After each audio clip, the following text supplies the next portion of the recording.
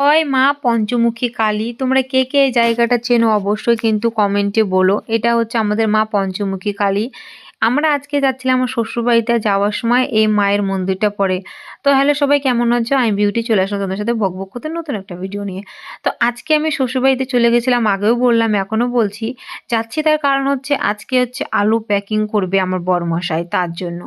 এবার জমিতে যাওয়ার সময় দেখছিলাম এই গমের জমিগুলো দেখো। সবসময় আমি আগেও বলেছি এখনো বলছি যে সবসময় সবকিছু একরকম থাকে না। তো এখানে এসেছিলাম শাক তুলতে।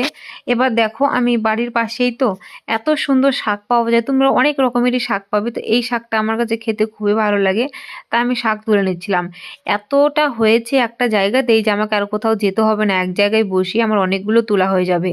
তো দেখো আমার শাক তুলতে তুলতে তুলতে এবার আমি যাচ্ছি আমার বরের কাছে, আর গিয়ে দেখছি দেখো আলুর বস্তা, মানে এখানে লোক ছিল অনেক, ওরা আলু তুলে বস্তা ভরে এবার আমার বর হচ্ছে প্যাকিং করে সেলাই করছে। তো প্রত্যেকটা বস্তাতে ওজন করে করে রেখে দিয়েছে।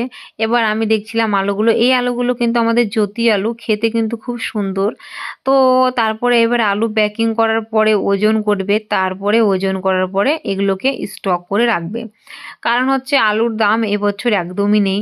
আর কৃষকদের তো আনন্দ তখনই হয় যখন নাকি এত কষ্ট করে পরিশ্রম করে ফসল তৈরি করার পরে একটু লাভ করতে পারে।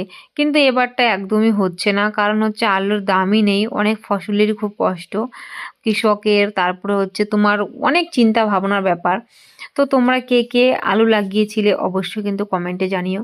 তারপরে কি, আমার তো কোনো কাজ নেই, তো আমার শাশুড়ি মা বললো কি যে এই জায়গাটা তুমি একটু আলু পাশে ছোট্ট অল্প একটু পেঁয়াজ লাগিয়েছে তো উঠাতে বললো। তা আমিও ঝটপট করে পেঁয়াজগুলো উঠিয়ে নিচ্ছি একটা একটা করে। আর আমার তুলতে ভালোই লাগছে, ছোট ছোট হয়েছে। তো আমি একটা একটা করে তুলছি, তুলে নিয়ে এবার হচ্ছে আমি চুপচাপ করে কি বসে থাকবো। তারপরে আমি পেঁয়াজগুলো তুলে নিয়ে এবার আমি রেখে দিচ্ছি। তো দেখো আমার এতটুকু তোলা হলো, এই পরিমাণে এতটুকুই হয়েছে। এবার আমি আমার ও শাশুড়িকে দেখো ওই যে ভুট্টার জমিতে ঘাস কাটছে, আর এখানে আমি পেঁয়াজ তুলছি। তো লাইফের ফার্স্ট টাইম আজকে আমি নিজের হাতে পেঁয়াজ তুলছি। আর আমি তুলবো কি, মানে একটা উঠাচ্ছি তো দুবার আমি ভাবছি যে মানে থেকে যাচ্ছে মাটির নিচে, জানি না কি এরকম হয় কি কারোর সাথে। আমার সাথে প্রথমবারই হচ্ছে, কিন্তু একটা তুলছি আর একটা এরকম থেকে যাচ্ছে।